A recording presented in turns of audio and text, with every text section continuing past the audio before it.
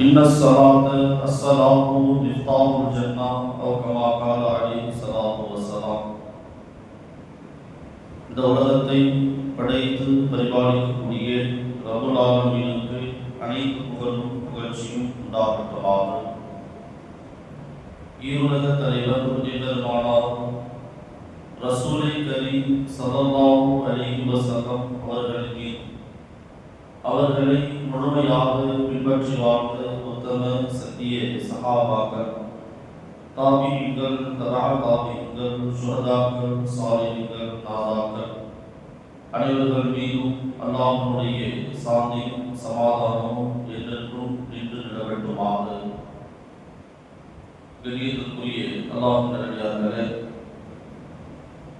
அல்லாஹ் நமக்காக படைத்திருக்கக்கூடிய இந்த காலங்கள், நேரங்கள், மாதங்கள் இவைகளை எல்லாம் சில மனிதர்கள், மார்க்க அறிவில்லாதவர்கள் சில நேரங்களில் இது நல்ல நேரம், கெட்ட நேரம், நல்ல மாதம், கெட்ட மாதம் என்றெல்லாம் அவர்களே முடிவு செய்து இந்த மாதத்திலே இதையெல்லாம் செய்யக்கூடாது, அப்படி செய்தால் பல முசீபத்துகளை தரும் என்பதாகெல்லாம் குறிப்பிட்டு சில மாதங்களை சொல்லக்கூடிய பழக்கம் நம்முடைய சமுதாய மக்களிடத்திலே இருக்கின்றது. அதில் குறிப்பாக இந்த மாதம் சஃபருடைய மாதம். சஃபருடைய மாதம் என்று சொன்னாலே அது ஒரு வீடையான மாதம், முசீபத்தான மாதம். இந்த மாதத்திலே திருமணம் முடிக்கக்கூடாது, வீடு கட்டக்கூடாது என்றெல்லாம் பலவிதமான விஷயங்கள் நம்முடைய இந்த சமுதாய மக்களே சொல்லக்கூடிய ஒரு அவல நிலை நம்மிடத்திலே ஏற்பட்டிருக்கிறது. கண்ணியமானவர்களே, இஸ்லாத்தை பொறுத்தவரை நல்ல நேரம், கெட்ட நேரம் என்பது கிடையாது, அல்லாஹ்வுடைய வைக்கல. ஆனால் நம்முடைய நடவடிக்கைகளை பொறுத்து அந்த நேரம் எப்படிப்பட்டது என்பதை நாம் முடிவு செய்து கொள்ள வேண்டும். கண்ணியமானவர்களே, இன்னைக்கு ஒரு நல்ல காரியத்திற்காக நாம் வெளியிலே செல்லும் போது ஒரு பூனை குறுக்கல்ல வருது, அதனால இந்த காரியம் நடக்காது நாம் முடிவு செய்யணும். அப்ப அந்த நம்பிக்கை என்ன ஆயிடுச்சுன்னு சொன்னா பூனை மீது நாம் வைக்கிறோம். இப்ப காரியத்தை நடத்துறவன் யார்? காரியத்தை சரி செய்யக்கூடியவன் யார்? அல்லாஹ். அந்த அல்லாஹ் என்ற அந்த சிந்தனை ஒரு சின்ன பிராணியின் மீது நமக்கு என்ன ஆயிடுச்சு, போயிடுச்சு. இதனால இது நடக்காது என்று சொன்னால் அந்த வார்த்தை ஷிர்கான ஒரு வார்த்தையாக மாறிவிடும். கண்ணியமானவர்களே, அது மட்டுமல்லாமல் எவ்வளவோ சொல்லலாம். ஒரு ஆந்த கத்திரக்கூடாது. இந்த வீட்டில் மௌத்து வர போகுது, அந்த தெருவில் யாரும் மௌத்தா போகிறாங்க, ஆந்த கத்துனா மௌத்தாயிடுவாங்க அப்படிங்கிற அந்த வார்த்தை இருக்கின்றது. அது ஷிர்கான வார்த்தை. காரணம் என்ன? மௌத்தை கொடுக்கிறவன் அல்லாஹ், ரூஹை எடுக்கக்கூடியவன் அல்லாஹ். அப்ப அந்த வார்த்தை ஒரு பறவையின் மீது நம்பிக்கை நமக்கு வந்து விடுகின்றது. இன்னும் எவ்வளவோ விஷயங்கள், குறிப்பாக பெண்களிடத்தில் தான் இது போன்ற இந்த வார்த்தைகள் அதிகமாக வெளிப்படுகின்றன. ஒரு நாய் அழுதக்கூடாது, ஒரு நாய் கத்திரக்கூடாது. என்னாச்சு? இன்னைக்கு எதுவும் நடக்க போகுது, யாரும் மௌத்தாக போறாங்க. கண்ணியமானவர்களே, மௌத் ஹயாத்துகளை எல்லாம் அல்லாஹ் தன்னுடைய கையில் வச்சிருக்கான். அப்ப நாம் சொல்லக்கூடிய அந்த சாதாரண ஒரு வார்த்தை மிகப்பெரிய ஒரு ஷிர்கான வார்த்தையாக நம்பிக்கை மாற்றமாகி ஒரு பறவையின் மீதோ விலங்கின் மீதோ என்ன செய்யப்படுது? நம்பிக்கை வைக்கப்படுகின்றது. சாதாரணமான வார்த்தை. ஒரு காகம் கத்தினால் எனக்கு விருந்தாளி வருவாங்க, அண்ணா நாடினா நடக்குங்கிறது போய் காக்கா கத்துச்சுனாலே விருந்தாளி வருவாங்க சொல்றோமா இல்லையா? ஒரு சாதாரண வார்த்தை தான். ஆனால் ஈமானை அசைத்து பார்க்கக்கூடிய வார்த்தை. அதில் குறிப்பாக இந்த சஃபருடைய மாதம் என்ன செய்வாங்க? இது ஒரு முசீபத்தான மாசம். நல்ல காரியம் எதுவுமே செய்ய மாட்டாங்க, நல்ல காரியம் எதுவுமே நடக்காது. ஆனால் நபி ஸல்லல்லாஹு அலைஹி வஸல்லம் அவர்களுடைய குடும்பத்திலே அதிகமாக திருமணம் நடந்த நாட்கள், நல்ல விஷயங்கள் நடந்த நாட்கள் இந்த சஃபருடைய மாதம் தான். குர்ஆன் ஹதீஸை பார்த்தீங்கன்னு சொன்னால் இந்த மாதத்திற்கென்று பல சிறப்புகள் எல்லாம் கொடுத்துருக்கலாம். ஆனா இந்த சமுதாய மக்கள் என்ன செய்யறாங்க? சஃபர் மாசமா அது வீடைக்குரிய மாதம். இதுல இந்த சஃபர்ல இன்னொரு காரியமும் நடக்கும். ஏதோ ஒரு உரக்கிழமை, என்ன ஒடுக்கத்து உரம் அப்படின்னு ஒரு நாள் வச்சு அந்த நாளில் ரொட்டியை எல்லாம் சுட்டு சாப்பிட்டு வீட்டை பூட்டிடுவாங்க. பூட்டிட்டு எல்லாம் கடற்கரைக்கு போயிடுவாங்க. என்ன காரணம் தெரியுமா? அன்னைக்கு வீட்டில் இருந்தால் முசீபத்து இறங்கிடுமா? வீட்டில் இருந்தால் முசீபத்து இறங்கிடுமா? இது எல்லாரும் சொல்லக்கூடிய கருத்துக்களை தான் சொல்லுங்க. அந்த வீட்டை பூட்டிட்டு கடற்கரைக்கு போயிட்டா வீட்டில் முசீபத்து இறங்கும், நம்ம தப்பிச்சுக்கலாம் அப்படிங்கிற ஒரு நோக்கத்துல என்ன செஞ்சிடறாங்க? அன்னைக்கு கடற்கரையில் பார்த்தா ஒரே கூட்டமா இருக்கும். அன்னைக்கு பார்த்தா நம்ம தெரிஞ்சுக்கலாம் இது சஃபர் மாசம், இது ஒழுக்கத்து புதன். அன்னைக்கு நம்ம கண்டுபிடிச்சிடலாம். மாணவர்களே, முசீபத்து வரணும்னு அல்லாஹ் நாடிட்டாண்டா நீங்க துன்யாவில் எங்க இருந்தாலும் உங்களுக்கு வரும்.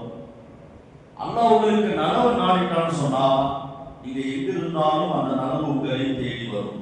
அப்ப இந்த நம்பிக்கை என்ன ஆகுதுன்னு சொன்னா இந்த ஒரு விஷயத்தில் பாராட்டப்படும்.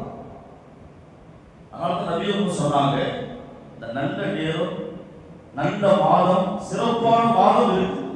ஆனால் இது முசீபத் என்ற ஒரு மாதம் கிடையாது. இப்ப நீங்க நல்லவங்க அப்படின்னு சொன்னா என்ன அர்த்தம்? மற்றவங்களோட போய் நல்லவங்க அர்த்தம். அப்ப இன்னொருத்தர் கெட்டவரா? இல்ல, இவரும் நல்லவர் தான், இவரை விட அவரும் நல்லவர். இப்படித்தான் மாதங்கள் இருக்கின்றதே தவிர முஹர்ரம் மாதம் சிறப்பானது, ரமலான் சிறப்பானது, சஃபர் மாசம் அது வீடைக்குரியது, முசீபத்திற்குரியது நாம சொல்றது. மாணவர்களே, அந்த வார்த்தையை என்ன செய்யக்கூடாது? இனிமேல் நாம் உபயோகிக்கவே கூடாது. நபி ஸல்லல்லாஹு அலைஹி வஸல்லம் அவங்க சொன்னாங்க, நீங்க ஒரு நல்ல காரியம் செய்யணும்னா சுபஹ் தொழுது போய் செய்யுங்க. சுபஹ் தொழுது என்ன செய்யுங்க? நீங்க வீட்டுக்கு போய் நல்ல வியாபாரம் ஆரம்பிங்க, வீடு கட்டணுமா கட்டுங்க, எல்லாம் செய்யுங்க. உங்களுக்கு நல்ல நேரம் என்பது ஒரு தொழிலுக்கு பின்னால் தான் உங்களுக்கு நல்ல நேரம். சுபஹ்க்கு நீங்க தூங்கிட்டீங்கன்னு சொன்னா அதுதான் உங்களுக்கு முசீபத்தான நாள், முசீபத்தான நேரம். அந்த நேரம் தான் உங்களுக்கு எந்த பரக்கத்தும் இல்லை. மாணவர்களே, இன்னைக்கு எல்லா விஷயத்திற்கும் நாம பயிற்சி எடுக்கிறோம். ஒரு டீ மாஸ்டர் டீ போடுறாருன்னு சொன்னா அதுக்கு அவர் பல நாள் பயிற்சி எடுக்கிறார். ஒரு பட்டாரி சோறாக்குறாரு, உணவு சமைக்கிறாரு, பல மாதங்கள் பயிற்சி. இன்னைக்கு நம்முடைய எத்தனையோ வியாபாரங்கள், வேலைகள், விளையாட்டுகள் எல்லாமே நல்லா இருக்கணும்னு சொன்னா அதற்கு ஒரு பயிற்சி தேவைப்படுகிறது. உண்மையா இல்லையா? பயிற்சி இருந்தால்தான் அந்த காரியத்தை முழுமையாக அவர்கள் செய்ய முடியும். அப்ப எல்லாத்துக்குமே பயிற்சி வச்சிருக்கக்கூடிய நாம தொழுகைக்கு மட்டும் ஏன் பயிற்சி எடுக்கல? தொழுகை எப்படி தொழுகணும்? குஷூ என்றால் என்ன? குனூ என்றால் என்ன? உள்ளச்சம் என்றால் என்ன? உடல் அச்சம் என்றால் என்ன? தொழுகை எப்படி நாம் பயிற்சி எடுக்க வேண்டும்? தொழுகையில் சிந்தனை வராமல் இருப்பதற்கு என்ன செய்ய வேண்டும்? என்னையா நம்ம பயிற்சி எடுத்துக்கிறோமா? சுகர் குறையணும்னா வாக்கிங் போறோம், பயிற்சி எடுக்கிறோம். சுகர் தொழிலுக்கு வராதவங்க வாக்கிங் போறாங்க. ஏன்? டாக்டர் சொல்லிட்டாரு வாக்கிங் போனதான் சுகர் குறையும்.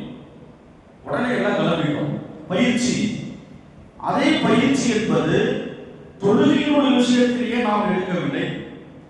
ஒரு தஹஜ்ஜுல எதிர்த்து தக்பீர் கட்டி பார்த்து சிந்தனை மாறிச்சா உடனே தக்பீரை விட்டுட்டு அடுத்த தக்பீர் கட்டி ஏன் அந்த தொழுகைக்கான பயிற்சி நாம் எடுக்கவில்லை? மாணவர்களே, இந்த தொழுகையினுடைய முறைகள்லாம் இருக்குதா இல்லையா? அதெல்லாம் மிக அற்புதமானது. நபி ஸல்லல்லாஹு அலைஹி வஸல்லம் அவங்க சொன்னாங்க, வார்த்தைகளிலேயே சிறந்த வார்த்தை அல்லாஹு அக்பர். என்ன வார்த்தை? அல்லாஹு அக்பர். அதனால பாங்கு சொல்லும்போது அல்லாஹு அக்பர் அல்லாஹு அக்பர் ஆரம்பிச்சு முடிக்கும் போது என்ன செய்யறாங்க? அந்த அல்லாஹு அக்பர்னே முடிக்கலாம். தொழுகையிலும் அப்படிதான் அல்லாஹு அக்பர்னு ஆரம்பிச்சு முடிக்கும் போதும் அந்த அல்லாஹு அக்பர்ங்கிற மிகப்பெரியவனுங்கிற வார்த்தையிலேயே முடிக்கப்படுகிறது. மாணவர்களே, அதனால அந்த தொழுகையை சரியாக தொழுவதற்குரிய பயிற்சியை நாம் எடுக்க வேண்டும். சிந்தனை வராமல் உள்ளச்சத்தோடு, உள்ளத்திலே எந்த விதமான ஒரு சிந்தனை தோன்றாமல் உடல் உறுப்புகளை சரியாக வைத்துக் கொண்டு எப்படி தொழுவது, அந்த பயிற்சிகளை நாம் எடுத்துவிட்டோம் என்று சொன்னால் மாணவர்களே, மௌத்து வரை நாம் தொழக்கூடிய எல்லா தொழுகைக்கும் அல்லாஹ்வுடைய உதவி கிடைக்கும். இன்னைக்கு சஹாபாக்களுடைய நிலைமை என்ன? கஷ்டம் வந்தா 2 ரக்காய் தொழுவாங்க, செருப்பு பிச்சிருச்சா உடனே 2 ரக்காய், வாகனம் தொலைஞ்சிருச்சா உடனே 2 ரக்காய், இல்ல வீட்டுல ஏதாவது கஷ்டமா நேரா பள்ளிவாசலுக்கு வருவாங்க, 2 ரக்காய் தொழுவாங்க, அந்த காரியம் நிறைவேறியது அதே மாதிரி இந்த முல்லா சாஹிப் என்ற ஒரு மிகப்பெரிய ஒரு மனிதர், அக்பருக்கு அந்த மன்னர் என்ன செய்யறாரு தெரியுமா? பட்டு வேஷ்டி கட்டிட்டு சும்மாவுக்கு வந்துடுறார். வந்தவர் ஹசரத் அதை பார்த்துட்டு என்ன செஞ்சிட்டாங்க, பட்டு வேட்டி கட்டி தொழுதால் தொழுகை கூடாது சொல்லிட்டான். இந்த செய்தியை கேள்விப்பட்ட உடனே இந்த அக்பர் என்ற மன்னர் என்ன செய்யறாரு தெரியுமா? அந்த மௌலவி அழைச்சிட்டு வாங்கன்னு ஆள் அனுப்பும் போது அவர் என்னை கூப்பிட்டாரா, 2 ரக்காயை தொழுது வரணும்னு சொல்லுங்க. உடனே மன்னர் பள்ளிவாசல் வந்தார். வேணாம், நீங்க 2 ரக்காயை தொழுதாதீங்க, தொழுது பகவான் செய்யாதீங்க, நீங்க உங்களை நான் அழைத்து வர சொல்லவில்லை, தண்டனை நான் கொடுக்கவில்லைன்னு சொல்லிட்டார். என்ன அர்த்தம்? அந்த தொழுகையிலே அச்சம் இருந்தது. இவர் 2 ரக்காயை தொழுது அல்லாஹ்ட்ட பேசினார்னு சொன்னா அந்த காரியம் நடக்கும். சஹாபாக்கள் அப்படித்தான் நடந்தது. ஆனால் நமக்கு அதே தொழுகை, அதே சூரத்துல் ஃபாத்திஹா, அதே குர்ஆனுடைய வசனம், உழுது தொழுகிறோம், ஆனால் எதுவும் நடக்கவில்லையே. தொழுகின்றோம், ஆனால் உள்ளம் பரிசுத்தமாக இல்லை. பல சிந்தனைகள், இந்த குஷூ என்ற அந்த உள்ளட்சம் வரவில்லை. குலூ என்று சொல்லக்கூடிய உடல் உறுப்புகளை நாம் சரியாக வைத்துக் கொள்ள வேண்டும். இன்னைக்கு தொழுகையில அப்படியே பலவிதமான அந்த கையெல்லாம் ஊத்துறாங்க, தலையை சொரிகிறது, பலவிதமான செயல்கள் எல்லாம் செய்யலாம். இப்ப தொழுகையினுடைய முறை என்ன, அது எப்படி தொழுகணும்? கண்ணியமானவர்களே, அந்த அல்லாஹ் அக்பர் தக்பீர் கட்டி சனா ஓதியதற்கு பின்னால் தொழுகையினுடைய நிலையை நாம சொல்றோம். அல்லாஹ்வை புகழ்ந்துட்டு என்ன ஓதணும்? சூரத்துல் ஃபாத்திஹா. இந்த சூரத்துல் ஃபாத்திஹாவை வேகமா ஓதக்கூடாது. நபி அவங்க சொல்றாங்க. ஏன் வேகமாக ஓதக்கூடாது, ஏன் பொறுமையா ஓதணும்? சூரத்துல் ஃபாத்திஹாவை நீங்கள் தொழுகையிலே ஓதும் போது உங்களுக்கு அல்லாஹ் பதில் சொல்கிறான். ஒவ்வொரு ஆயத்திலும் அப்புறமா இல்லை, உடனே நீங்க தக்பீர் கட்டி சூரத்துல் ஃபாத்திஹா ஓத ஆரம்பித்த உடனே அல்லாஹ் ஒவ்வொரு ஆயத்திற்கும் பதில் சொல்கிறான். அல்ஹம்துலில்லாஹி ரப்பில் ஆலமீன். அல்லாஹ் சொல்வானா, ஹமிதனி ரப்பி, என்னுடைய அடியான் என்னை புகழ்ந்து விட்டான். அர்-ரஹ்மானுர் ரஹீம், என்னுடைய அடியான் என்னை உயர்ந்த அந்தஸ்திற்கு கொண்டு வந்து விட்டான். மாலிக் யௌமித்தீன், ஆட்சி அதிகாரம் எல்லாம் அல்லாஹ்வுக்கு உரியது என்று சொல்லும் போது அல்லாஹ் மலக்கிட்ட சொல்றானா, என்னுடைய அடியான் எதை கேட்டாலும் கொடுங்க, என்னுடைய அடியான் எதை கேட்டாலும் கொடுங்க. எங்க நடக்குது? சூரத்துல் ஃபாத்திஹா ஓதும்போது நடக்குது. இய்யாக நஅபுது வ இய்யாக நஸ்தஈன். உலகத்திலேயே ரொம்ப சிறந்த வார்த்தை இதுதான். என்ன வார்த்தைங்க? இய்யாக நஅபுது வ இய்யாக நஸ்தஈன். உங்களுக்கு ஏதாவது கஷ்டம் வந்துச்சா இந்த ஆயத்தை ஓதுங்க. உங்களுக்கு கவலையா இருக்குதா இந்த ஆயத்தை ஓதுங்க. இந்த வசனங்களை ஓதும் போது அல்லாஹ் என்ன செய்யலாம்? நமக்கு பதில் கொடுக்கிறான், பதில் சொல்லுகிறான். அப்ப அந்த சூரத்துல் ஃபாத்திஹா எப்படி ஓதணும்? அல்லாஹ் பேசும்போது எப்படி பேசணும்? பொறுமையாக பேச வேண்டும், பொறுமையாக ஓத வேண்டும். அல்லாஹ் பதிலளிக்கிறான். கண்ணியமானவர்களே, அடுத்து நாம தொழுகையில் ஓதக்கூடிய சூறா, சின்ன சின்ன சூறா, அர்த்தங்களை விளக்கி வைத்திருக்க வேண்டும். ஒரு குர்ஆன் சூறாவா, அதுக்கு என்ன அர்த்தம்? ஓத முடியாதா, படிக்க முடியாதா? தமிழ் புக்கெல்லாம் வந்துருச்சு, எடுத்து படிச்சு மரணம் செய்து வச்சுக்கலாம். அந்த ஓதும் போது அந்த அர்த்தத்தோடு நாம் ஓத வேண்டும். அப்படி ஓதினால் அல்லாஹ் என்ன செய்யறான்? அந்த முழுமையான விளக்கத்தை கொடுக்கின்றான். நமக்கு தொழுகையில சிந்தனை மாறாது. அல்லாஹ்ட்ட பேசும்போது வேறு சிந்தனையோடு இருக்குமா? அல்லாஹ் பதில் சொல்லிக்கிட்டு இருக்கிறான், நமக்கு முன்னால் அல்லாஹ் இருக்கிறான், பதில் சொல்றான். சிந்தனை மாற்ற முடியுமா? கண்ணியமானவர்களே, ஒரு சிஎம் உட்கார்ந்து பேசும்போது அப்படியே கை காலெல்லாம் ரொம்ப பணிவா உட்கார்ந்து அவர் என்ன சொல்றாரோ அப்படியே கவனமா கேட்கலாமா இல்லையா? எங்கேயாவது திரும்புவோமா, இல்லை டீ குடிப்போமா, அப்படியே கவனமா கேட்போம். ஏன்? அவர் ஒரு உயர்ந்த மனிதர், அவர் உட்காரும் போது என்ன செய்யணும்? பணிவாக இருக்க வேண்டும். இவர்களுக்கெல்லாம் மிகப்பெரிய ஆட்சியாளன், புகழுக்கு தகுதி உடையவன், அனைவர்களுடைய ஆத்மாக்களையும் இந்த துன்யாவிலே வளர்ச்சி செய்யக்கூடியவன். அந்த அல்லாஹ்ட்ட நாம் பேசும்போது பொறுமையாக அர்த்தத்தை விளங்கி நாம் பேசினால் தொழுகையிலே சிந்தனை மாறாது. கண்ணியமானவர்களே, அதுக்கு அடுத்து என்ன செய்யணும்? அல்லாஹு அக்பர், ருக்கூக்கு போறோம். இப்ப அல்லாஹு அக்பர்ங்கிறத அக்பர் எடுத்துட்டு அல்லாஹு ஆசி, அல்லாஹு மாலி, அல்லாஹு ஃபத்தா, அல்லாஹு ராஷி, அல்லாஹு ரஸாக், எத்தனையோ வார்த்தை இருக்கு. இந்த வார்த்தைகளை எல்லாம் போட்டு கொண்டிருக்கலாம். ஆனால் இந்த அக்பர் என்ற வார்த்தை இருக்குது, மிகப்பெரியவன். அல்லாஹ் யாருக்கு? மிகப்பெரியவன். அந்த மிகப்பெரியவன் என்ற அந்த வார்த்தை அல்லாஹ்வுக்கு ரொம்ப விருப்பமானது. அதனால தான் அடியார் தக்பீர் கட்டும்போது அல்லாஹ் சந்தோஷப்படுவான். அடியார் பாங்கு சொல்லி அந்த பாங்குக்கு பதில் சொல்லும் போது அல்லாஹ் சந்தோஷப்படுவான். பாங்குக்கு பதில் சொன்னவர் சக்கராத்திலே கலிமா இல்லாமல் மௌத்தாக மாட்டார். கண்டிப்பா கலிமா சொல்லுவார். எதுக்கு? பாங்குக்கு பதில் சொன்னவர். இன்னைக்கு பாங்கு ஒரு பக்கம் சொல்லப்படுது, நம்ம ஒரு பக்கம் செல்ல ஓடிக்கிட்டு இருக்கோம். பாங்கு ஒரு பக்கம் சொல்லப்படுது, நாம் ஒரு பக்கம் வேகமா பேசிக்கிட்டு இருக்கோம். கண்ணியமானவர்களே, தொழுகையினுடைய நிலைகளை நாம் அறிந்து கொள்ள வேண்டும். எப்படி தொழுதால் சிந்தனை மாறாது என்ற பயிற்சி எடுக்கணும்.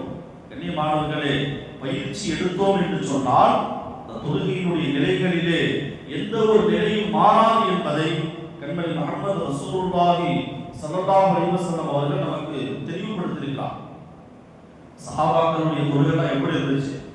உமர் ரலியல்லாஹு தஆலா வயிற்றுல குத்தப்பட்டு குடல் வெளியே கிடந்துச்சான் சுபஹ் நேரத்துல. ஆனால் ஃபஜ்ர் தொழுதாங்க. சஹாபாக்கள் என்ன சொன்னாங்க? நீங்க மூத்தாக போறீங்க, உங்களுக்கு உடல்நிலை சரியில்லை அப்படி சொல்லல. உமரே, சுபஹ் நேரம் முடிய போகுது, சுபஹ் நேரம் முடிய போகுது, நீங்கள் தொழுது கொள்ளுங்கள். ஒழு செஞ்சாங்க, தொழுதார்கள், தொழுகை நிறைவேற்றினார். என்ன காரணம்? ஒரு மனிதனுடைய சக்கராத்து வரை தொழுகை என்பது முக்கியம். அந்த தொழுகை உள்ளச்சமும் வெளியச்சமும் சரியாக இருக்க வேண்டும். அப்படி இருந்தால்தான் அல்லாஹ் எல்லா தேவைகளையும் அவருக்கு பூர்த்தி செய்வான். இல்ல அவன் ஏதோ வரும், தக்பீரை கட்டுறோம், அப்படியே கடையினுடைய ஞாபகம், வியாபார ஞாபகம், யார் பணம் கொடுக்கணும், யார் நமக்கு கொடுக்கணும், இந்த வீட்டில் என்ன செய்யறாங்க, என்ன சொன்னாங்க. சில பேருக்கு வீட்டில் ஜாமான் வாங்கிட்டு வர சொன்னதெல்லாம் ஞாபகம். போகும்போது மாவு போயிட்டு வாங்கணும், காய் கடைக்கு போகணும், எல்லாமே எங்கே வரும்? தொழுகையிலேயே ஞாபகம் வரும். அப்ப அந்த அளவிற்கு தான் நம்முடைய நிலைமை. அதை என்ன செய்யணும்? மாற்ற வேண்டும், பயிற்சி எடுக்க வேண்டும். தக்பீர் கட்டி சிந்தனை மாறுதா, தக்பீரை விட்டுருங்க, திரும்ப கட்டுங்க. தக்பீர் அப்பயும் மாறிச்சா திரும்ப தக்பீரை விட்டுருங்க, திரும்ப தக்பீர் கட்டுங்க. எப்ப மாற்று சிந்தனை வராமல் அல்லாஹ் என்னை பார்த்து கொண்டிருக்கிறான் என்று அந்த சிந்தனை வருகின்றதோ அப்பதான் நாம் உண்மையாக தொழுகிறோம் என்று அர்த்தம். கண்ணியமானவர்களே, அந்த நிலை வர வேண்டும். அல்லாஹ்விடத்திலே இந்த தொழுகை நமக்கு கொடுத்த பெரிய பாக்கியம். தொழுகையின் மூலமாக நாம் அல்லாஹ்விடத்திலே உதவியை பெற வேண்டும். எப்படி? சஹாபாக்களை போன்று, ரசூலுல்லாஹி ஸல்லல்லாஹு அலைஹி வஸல்லம் அவர்களை போன்று சுஜூதுல படுத்துனாங்கன்னு சொன்னா அல்லாஹ்விடத்திலே கேட்க ஆரம்பித்து விடுவார்கள். அப்ப இந்த ருக்கு சுஜூத் என்ற அந்த நிலைகள், அதிலே சொல்லக்கூடிய அந்த வார்த்தை அனைத்தையும் அல்லாஹ் விரும்புகிறான். அதனால தான் அல்லாஹ் சொன்னான், ஃபவைலுல் லில் முஸல்லி, தொழக்கூடியவருக்கு நரகம் உண்டு. தொழக்கூடியவருக்கு நரகமா? ஏன்? தொழுதாங்க, ஆனா உள்ளத்துல பயம் இல்லை, சிந்தனை சரியில்லை, உடல் உறுப்புகளை சரியாக வைத்துக் கொள்ளவில்லை, ஏனோ தானோ தொழுதாங்க. அந்த தொழுகை அவருக்கு நரகத்தையே கொடுக்கிறது. நஅஊது பில்லாஹ், அல்லாஹ் நம்மை பாதுகாக்க வேண்டும். தொழுவதற்கான முயற்சிகளை செய்ய வேண்டும். இந்த சஃபர் மாத வீடு என்று சொல்லக்கூடியவர்களுக்கு ஒரு செய்தியை நாம் சொல்லுகின்றோம். சுபுஹ் தொழுகண்டா எல்லா நாளுமே வீடை நாள் தான், முசீபத் நாள் தான். 2 ரக்காயத் தொழுகல பள்ளிவாசலுக்கு வரலன்னு சொன்னா அவர்களுக்கு முசீபத் ஏற்படுவதில் எந்த ஆச்சரியமும் கிடையாது. அதனால ஒருவருக்கு பரக்கத் வேண்டும், நிம்மதி வேண்டும், என் வாழ்நாளிலே சந்தோஷமாக இருக்க வேண்டும் என்று ஆசைப்பட்டால் ஆண்கள் பள்ளிவாசலுக்கு வரணும், பெண்கள் வீட்டிலே தொழ வேண்டும். இந்த நிலை மாறினால்தான் அல்லாஹ் என்ன செய்வான்?